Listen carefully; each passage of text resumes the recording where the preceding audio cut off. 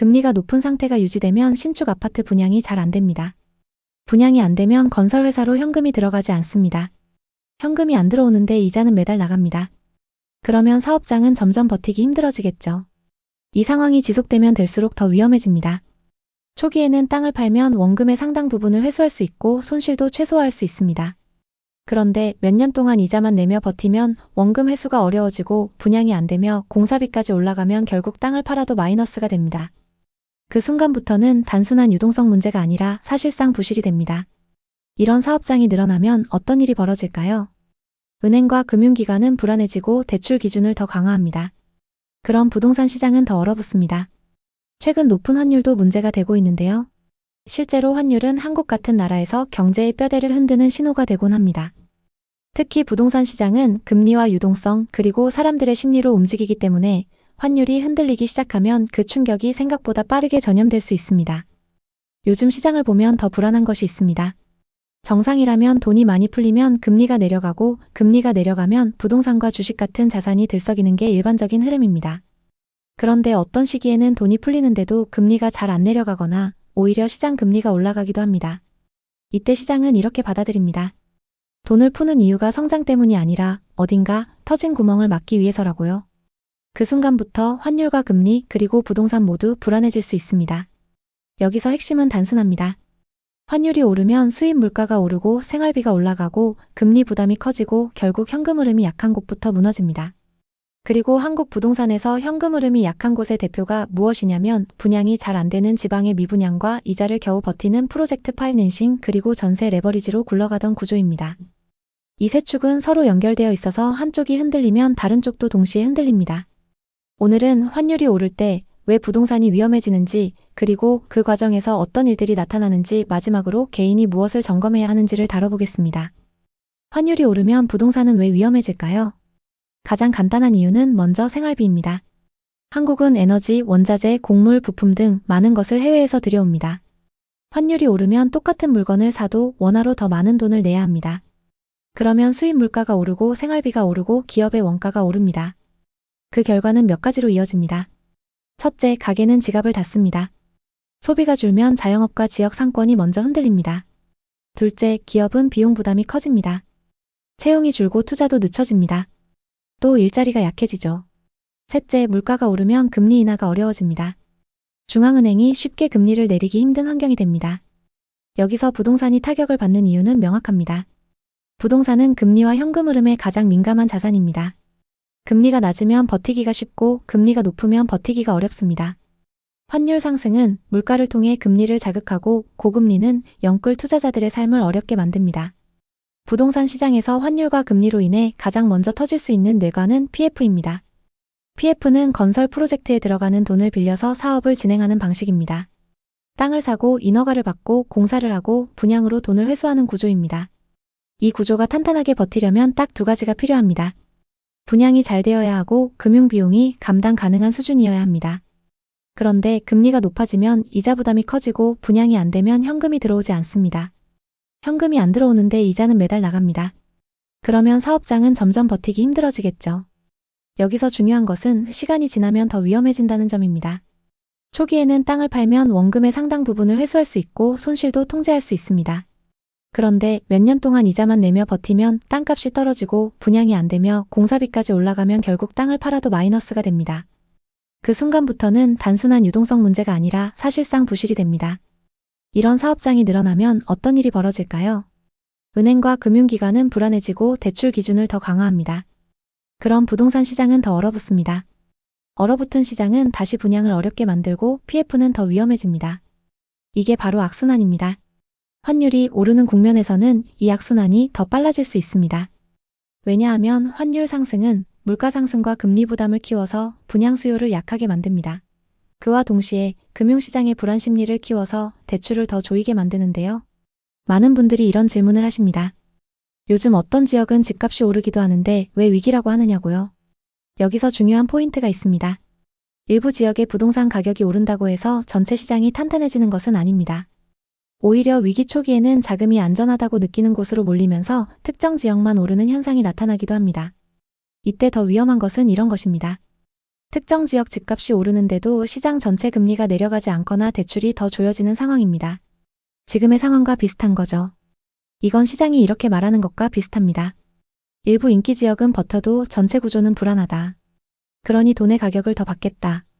그 순간부터 시장은 양극화가 심해집니다. 상위 지역과 좋은 자산은 살아남고 나머지는 급격히 떨어집니다. 지방의 미분양과 중공후 미분양이 쌓이는 이유도 이 흐름과 맞닿아 있습니다. 부동산 시장에서 또 하나의 연결고리는 전세입니다. 전세는 집값이 오르거나 버틴다는 전제를 깔고 돌아가던 구조였습니다. 집주인은 전세금을 돌려주기 어렵지 않다고 믿고 임차인도 전세가 비교적 안전하다고 믿으며 전세가 유지되었습니다. 그런데 집값이 오르지 않거나 전세 수요가 줄거나 전세 시세가 내려가면 이 구조가 바로 위험해집니다. 집주인은 만기 때 전세금을 돌려줘야 하는데 새 전세가 안 들어오면 현금이 막힙니다. 그러면 금매로 내놓거나 대출을 받아서 돌려줘야 합니다. 그런데 금리가 높으면 그 대출도 부담이 됩니다. 여기에 전세 사기 사건처럼 전세 관련 사고가 늘어나면 임차인은 더 조심스러워집니다. 전세 수요가 더 줄고 전세 시세가 더 낮아집니다. 게다가 전세 대출까지 줄이면서 점점 월세화가 진행되고 있습니다. 환율이 올랐을 때 나타나는 물가 상승, 금리 부담, 경기 둔화는 전세를 위축시키는 방향으로 작동할 수 있습니다.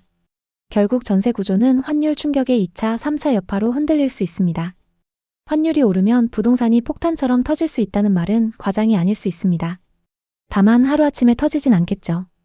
이 과정에서 부동산 시장 전체가 무너진다기보다 약한 부분부터 빠르게 무너집니다. 인구가 줄고 일자리가 약한 지역, 공급이 과했던 지역, 임대 수요가 부족한 상품, 금리 부담이 큰 영끌 투자부터 흔들립니다. 그리고 그게 쌓이면 시장 심리는 급격히 변합니다. 그때부터는 다른 쪽으로 위기가 번지는 거죠. 2024년, 2025년 사이 지방 미분양 아파트가 6만 호를 훌쩍 넘었고 일부 단지는 분양가보다 수억씩 떨어진 급매물이 쌓여 있습니다. 역대급 마이너스 프리미엄이라는 말이 뉴스에 매일 나오고 있죠.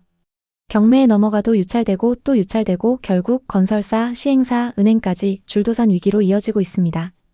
그리고 지금 이 순간도 수백만 가구가 이자 폭탄을 맞고 있습니다. 2022년 2%대였던 변동금리가 2025년 하반기엔 6%까지 치솟았습니다. 월 이자 80만 원 내던 집이 어느 날 갑자기 180만 원, 200만 원이 됐습니다. 한 달 수입의 절반 이상이 이자로 나가면서 대출 갭이 100만 원, 200만 원씩 생기는 가구가 속출하고 있어요. 결국 버티지 못하고 집을 내놓는데 집값은 계속 떨어지니까 평생 모은 돈을 날리는 지옥이 됩니다. 이게 지금 2025년 대한민국에서 벌어지고 있는 현실입니다. 여기에 원화 가치가 계속 폭락하며 물가가 계속 치솟으면 공실이 전국으로 번지고 여기저기 이자 폭탄이 모든 가게를 무너뜨릴 수 있습니다. 2025년 현재 한국 경제를 둘러싼 불안 신호들이 곳곳에서 감지됩니다. 산업연구원은 올해 성장률을 1% 수준으로 전망하고 있습니다. 반도체와 자동차라는 두 축이 있지만 경제 전반이 흔들리고 있으며 원달러 환율이 1,470원을 넘으면서 원화 가치가 계속 하락하고 있습니다. 그런데 진짜 심각한 문제는 국내에 있습니다. 부동산 프로젝트 파이낸싱, 즉 PF 부실입니다. 건설사들이 개발을 위해 빌린 돈이 제대로 회수되지 않으면서 저축은행을 시작으로 제2금융권 전체가 흔들릴 수 있는 상황입니다. 전문가들은 부실 규모가 수십조 원에 이를 수 있다고 경고합니다. 1997년 IMF 때 종합금융사들이 줄도산했던 것과 똑같은 그림이 나올 수 있습니다. 가계부채도 여전히 시한폭탄 같습니다. 약 1,800조에 달하는 가계부채, GDP 대비 비율은 세계 최고 수준입니다. 지난 몇 년간 급격한 금리 인상으로 변동금리 대출을 받은 사람들은 이자 부담이 2배 가까이 뛰는 충격을 겪었습니다. 집값은 떨어지는데 이자는 치솟으니 버티지 못하고 집을 내놓는 사람들이 급증하고 있습니다. 이 연쇄 반응이 퍼지면 부동산 시장 전체가 무너질 수 있습니다. 국가 경제는 실물이 아니라 신뢰로 돌아갑니다. 돈의 가치, 은행에 대한 믿음, 정부의 약속이 깨지는 순간 안전해 보이던 시스템이 순식간에 연쇄 붕괴합니다. 해외 국가들이 파산 위기에 처했던 모든 과정은 놀라울 만큼 비슷했습니다. 외채가 쌓이고 외국 자본이 빠져나가고 통화 가치가 폭락하고 수입품 가격이 치솟고 은행이 예금 인출을 막고 결국 모두 빈곤층으로 한 번에 추락했습니다. 특히 달러 빚이 많았던 나라들은 자국의 통화가 폭락하면서 빚이 순식간에 몇 배로 불어났습니다. 원래 갚을 수 있던 돈이 하루아침에 감당 불가능해졌고 기업 도산, 은행 부실, 경제 마비로 이어졌습니다. 지금 한국 기업들 중에도 외화 부채를 안고 있는 곳이 수두룩합니다. 한국은 에너지와 식량을 거의 100% 수입에 의존합니다. 외화가 마르거나 글로벌 공급망이 한 번만 흔들려도 물가가 치솟는 상황이 현실이 될 수 있습니다. 지금 한국에서 보이는 위험 신호들은 서로 연결되어 있습니다. PF 부실이 금융권 전체를 흔들고 수출이 줄면 기업 실적이 악화되고 고용이 줄면 소비가 얼어붙습니다. 출산율 세계 최저로 인한 인구 절벽은 연금, 건강보험 고갈을 앞당기고 중국과 미국의 경제 상황은 우리의 수출 수입 시장을 뒤흔들고 있습니다. 여기에 내수 위축까지 더해지면 위기 때처럼 골든타임을 놓칠 가능성이 큽니다. 2008년 글로벌 금융위기는 서브프라임 모기지 사태에서 시작해 전 세계를 휩쓸었습니다. 그때는 제로금리와 양적 완화로 겨우 막았지만 지금은 정부 부채가 한계에 달해 동일한 방식으로는 불가능합니다. 그래도 정부가 어떻게든 해주겠지라고 생각하실 수 있습니다. 하지만 정부와 한국은행이 모든 걸 해결할 수 있는 건 아닙니다. 금리를 내리고 돈을 풀 수는 있어도 미래가 불안한 상황에서 누가 그 돈을 빌려 쓰고 투자할까요? 국가가 정말 무너지면 가장 먼저 사라지는 건 선택권입니다. 내일 뭘 먹을지, 어디서 살지, 뭘 할 수 있을지조차 자유롭게 선택할 수 없게 됩니다. 평생 모은 돈이 휴지 조각이 되고 일자리, 안전, 건강, 교육, 희망이 한꺼번에 증발합니다. 그렇다면 개인은 뭘 할 수 있을까요? 신뢰할 수 있는 정보를 선택적으로 받아들이고 정보의 가치를 스스로 판단하는 습관을 들이는 것이 중요합니다. 또 위기가 와도 자립할 수 있는 능력, 자산 체력을 길러놔야 합니다. 이 정도만 해도 위기가 왔을 때 완전히 다릅니다. 위기는 동시에 기회이기도 합니다. 준비된 사람은 살아남을 뿐 아니라 새 시대를 열어갑니다. 역사는 반복됩니다. 과거 잘 나갔던 나라들도 시간이 지나 힘을 잃고 밀려났습니다. 하지만 그 속에서도 새로운 나라들이 위로 올라섰고 새 역사를 썼습니다. 대부분의 사람들은 위기가 닥치고 나서야 깨닫습니다. 그때는 이미 늦습니다. 지금 이 순간 여러분에게는 아직 선택권이 있습니다. 아무것도 하지 않을 수도 있고 오늘부터 조금씩 준비할 수도 있습니다. 그 누구도 여러분을 지켜주지 않습니다. 정부도 은행도 회사도 여러분의 안전을 책임지지 않습니다. 결국 자기 자신을 지킬 수 있는 사람은 자기 자신뿐입니다. 하지만 절망할 필요는 없습니다. 아는 것, 그리고 생각하고 준비하는 것만으로도 이미 대부분의 사람들보다 앞서 있습니다. 최악의 상황이 꼭 찾아올 거라는 법은 없습니다. 정부가 잘 헤쳐나갈 수도 있고 기업의 기술 혁신이 새 동력을 만들 수도 있습니다. 하지만 미리 준비해둔다면 그 속에서 더 큰 기회를 잡을 수 있습니다. 오늘도 끝까지 함께 해주셔서 감사합니다. 오늘 영상이 도움되셨다면 구독과 좋아요 부탁드리겠습니다. 여러분의 응원이 더 좋은 영상을 만드는 힘이 됩니다. 감사합니다.